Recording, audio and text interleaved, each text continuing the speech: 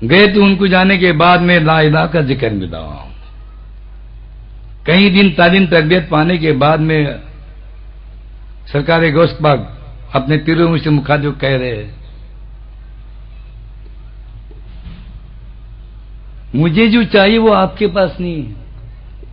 میں میرے خدا کو جاننا چاہتا ہوں, پہچاننا چاہتا ہوں. تو پیر و مرشد کہتے یہ تو تعلیمات میرے پاس نہیں ہے. پھر آگے جاتے تھے. آگے گئے تو اللہ کا ذکر ملا. کہیں پر نماز کے بعد یہ پڑھو کا ذکر ملا.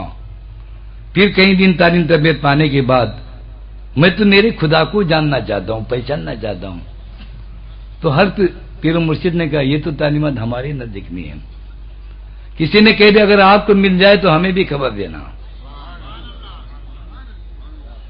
آخر کار جا کر 14 مرشد مبارک ابو سعید مخزنی رضی اللہ عنہ آپ کو مکمل خدا شناسی کا علم ملا. خدا کو جاننے کا, پہچاننے کا اور اپنا بنانے کا علم ملا.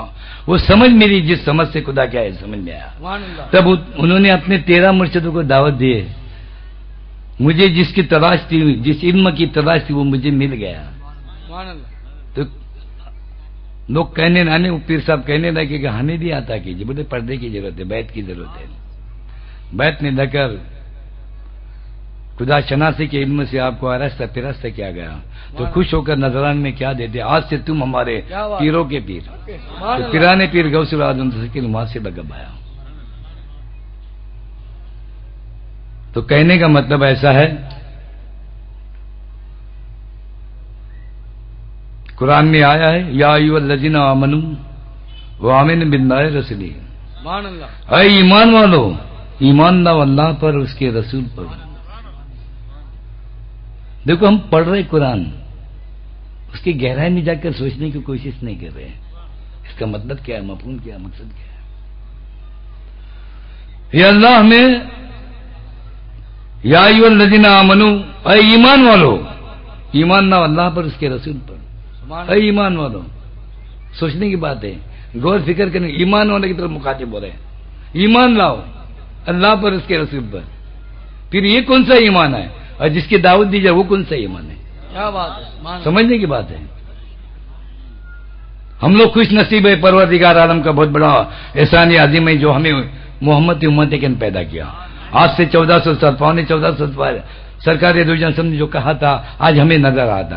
آپ نے فرمایا تھا کہ 14 صدی کے آخری حصے میں 73 فرقے ہو گئے, 72 ناری ایک نوری. 72 فرقے جہنم میں ہو گئے اور ایک فرقہ نوری جو جنتی ہوگا. آج ہمیں نظر آ رہا ہے ہر کوئی فرقہ دعویٰ کر رہا ہے کہ ہم صحیح ہے, ہم ایمان والے ہیں. یہ سب کو دعوت دی جا رہی. اے ایمان والو, ایمان لاؤ اللہ پر, اس کے رسول پر. ابھی ان کی ایمان کو تولیں گے. ان کا ایمان کیا ہے, انہوں نے سن کر ایمان لایا, پڑھ کر ایمان لایا. کسی نے کہہ دیا اللہ ہے, انہوں نے بھی کہہ دیا اللہ ہے.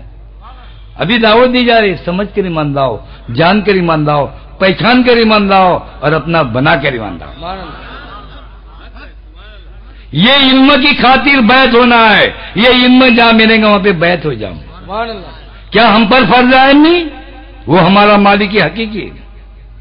اسی کے دنیا میں ہم رہتے, اسی کی زمین پر بیٹھے, اسی کے چھت کے نیچے بیٹھے, اسی کا کھا رہے.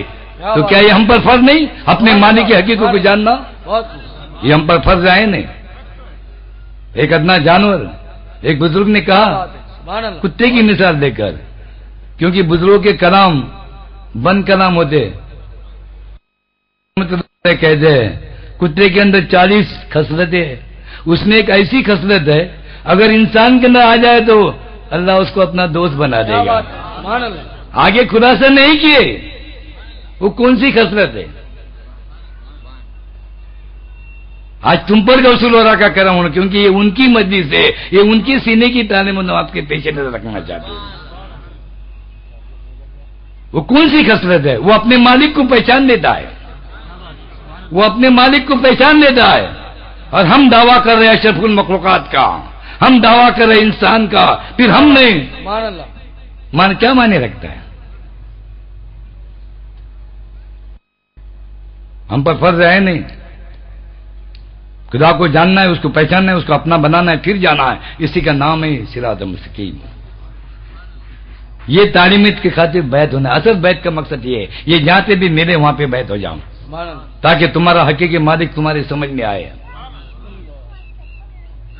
جاننا ضروری ہے.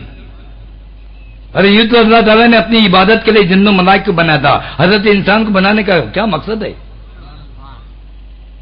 کون جانتا ہے؟ جاننا ضروری نہیں. ارے رات دن عبادت کرنے کے باوجود بھی وہ مالک کی حقیقی کیا ہے سمجھ میں نہیں آیا. وہ کچھ کام دھندا نہیں کرتے تھے, صرف عبادت کرتے تھے, صرف عبادت کرتے تھے. مگر رات دن عبادت کرنے کے باوجود بھی وہ ذات گرامی کیا ہے سمجھ میں نہیں آیا. اگر سمجھ نہیں آتا تو حضرت انسان کو بنانے کا خیال میں نہیں آتا. یہ بھی ایک مقصد ہے حضرت انسان کو بنانے کا. کیوں بنایا؟ تمہیں بنانے کا مقصد کیا ہے؟